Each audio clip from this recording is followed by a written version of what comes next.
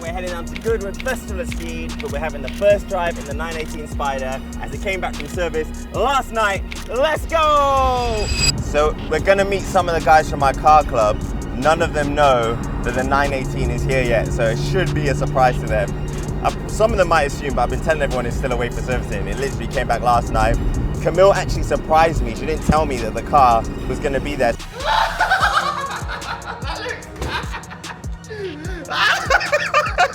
So if you want to see that video, click on the link up there or wherever it is. Click on the link.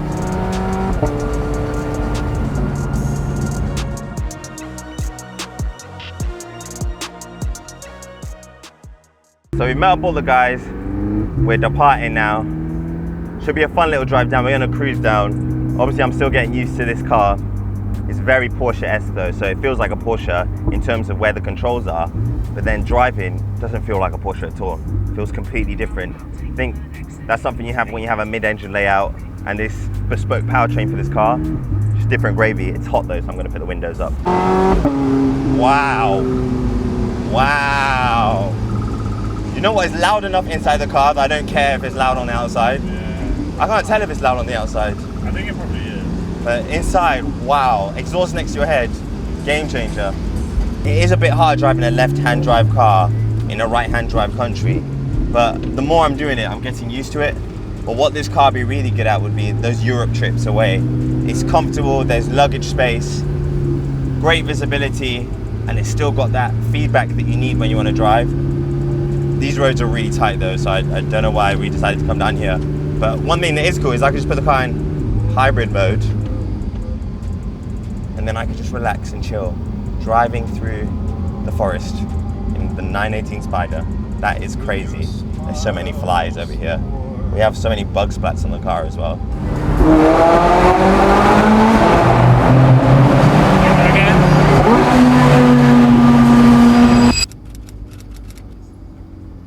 So currently at Goodwood, it's very hot. We're on the Maserati stand at the moment, but we're just seeing some supercars and hypercars go back to the paddock from going up the hill. There's some absolute bangers, just like this Manthey GT3 RS. That's the same car that was at the Pirelli track day I did a few weeks ago. Sick car, a bit too expensive, 100k for the Manthey kit. Not for me. What do you think of the F80? The F80 look good. We're gonna go look at that in a second. The new Touring, that looks nice. That's the GOAT. Oh, yeah, that is the GOAT. That's the best looking Ferrari right now. True, SP3 Date. Wow. You know I would eat glass for that car. The new Maserati MC Pura looks absolutely stunning. The paintwork is gorgeous. It's like a chroma flare effect. That is a monster, bro. That's a monster of a car. Can I go on the road? No. So we drove up to Goodwood. It was the first drive today in the car. It's really, really exceptionally hot. There's a bunch of people around. We're actually leaving now. I was going to film more today, but I'm going to do that tomorrow instead. So keep watching, and then we're going to maybe switch car. But yeah, the drive is amazing. One thing that's really cool is the spoiler moves a lot in your rear view, but your rear view is so small. If you need to look out the back, all you have is this. But you don't need to look out the back when you're driving a 918 Spyder, you just need to look forwards. Of all the cars I've driven, this is probably the closest in terms of thrill to the Aventador, but it's a bit better because it can still be sedate and calm when you want it to be sedate and calm. It's rapid, it's reliable, it's compliant, it's comfortable. I don't know, it might be my favorite car now. Let's go around to the front. As you can see, I've taken the roof off. So you have to take off the passenger side first, then the driver's, and you can store them in the front bonnet. It's got Visac wheels. There's another 918 there that I mentioned earlier. That's the actual 918 I was supposed to buy, but the gentleman wanted to use it for Goodwood, and it's here now. It has more miles than I do though, but it's got the regular 918 wheels, which is what I want to put back on my car because I've got the Visac wheels at the moment, and they're magnesium, and I don't want to damage them. This car gets a lot of attention. People think because it's a Porsche, it's going to look sedate like a 911 or like a Cayman or a Boxster, but it has so much road presence. The only thing with more road presence, obviously, like the Aventador. I think the Aventador has more road presence than this, wouldn't you say? Maybe, yeah. But this is just like, there's something about the side profile's crazy, and also it's very rare. Have a good one. And this car's very rare. People don't see them often, and then there was two parked next to each other. Crazy, crazy world we live in.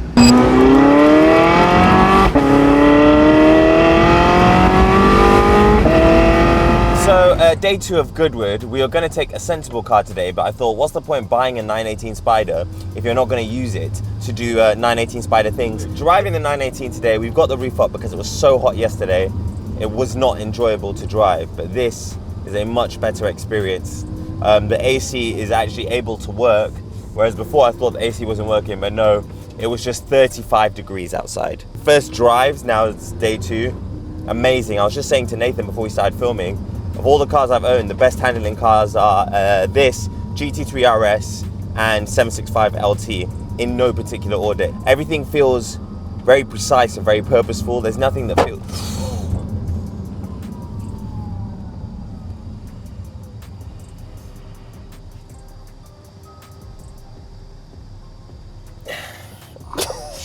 I felt that. Oh my God, shall I look or? There's no point. Nah, there's no point. There's no point, there's no point. Let me put front nose lift up. So pulled over because I needed a bathroom break, but in this wonderful piece of scenery, I've got the 918 behind me. It looks absolutely glorious. Let me move my water bottle on top of it. This car has changed for me what it is to be like in a special car. I've experienced a lot of special cars, but this just feels different. When it arrived at my house, my wife, in the video that you can see if you click somewhere over here, she didn't tell me it was coming. And I was like, you can see my genuine response to actually seeing this car in my driveway. Then when I finally got in the car, I had like an emotional moment just because it's like, I don't know, it's just like a dream come true. We've done it, babe. Oh, baby. I know, it's mad. Every kid has like their poster cars. Every kid has those cars that mean a lot to them. And then a lot of us in my generation, we watched that Top Gear special with the LaFerrari, the 918, and the McLaren P1.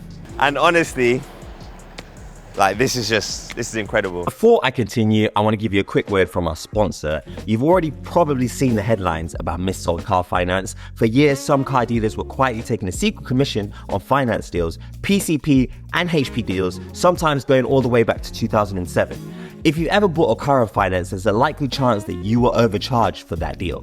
The good news is you might be able to claim some of that money back.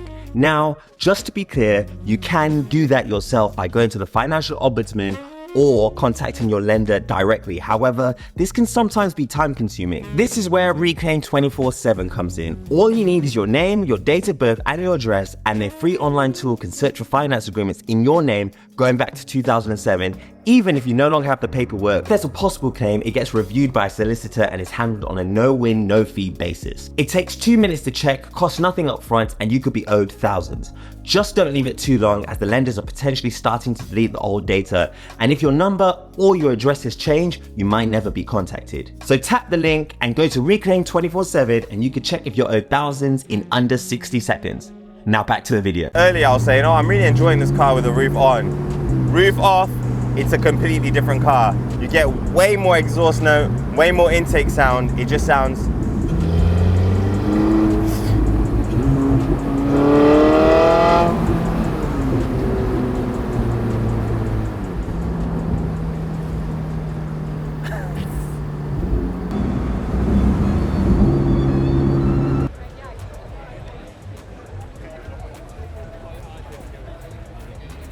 Yes, I'm at Goodwood and I know what you guys want to see. You want to see the hypercars and supercars. But before that, I want to show you some cars that I like that aren't necessarily falling into those brackets. So some of my favorite cars that I've seen this year, you guys are probably going to think that I'm crazy, but the Renault 5 and the Alpine A290, I love the way the car looks. It feels very retro and then it all just feels quirky. Like I said, I'm just like into quirky stuff now. It's just the speed doesn't really faze me anymore.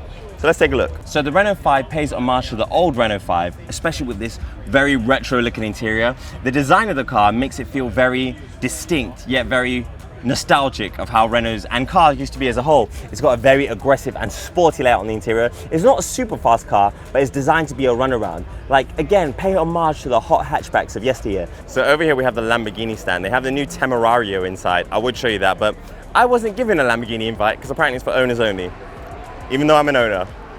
We have the 911 GT1 car behind me. I've never seen one in real life. Or I might have when I was a kid, I can't remember. But it's the first time I've seen it in blue. So behind me is a LANZANTE Pagani Zonda Revoluzione, or Revolution. Basically, Pagani wanted to make the last version of the Zonda, so they made the perfect track Zonda. The owner of this car said to LANZANTE, I bought this car, I wanted to be able to drive it on the road, and they made a full conversion. Why not? And in the essence of road legal track cars, behind me is a road legal P1 GTR, again, because why not? Now, it might not be everyone's fancy, but the new Pagani Utopia is here. Available with an automatic gearbox or manual, although I'm hearing 99% of the orders have been for the manual.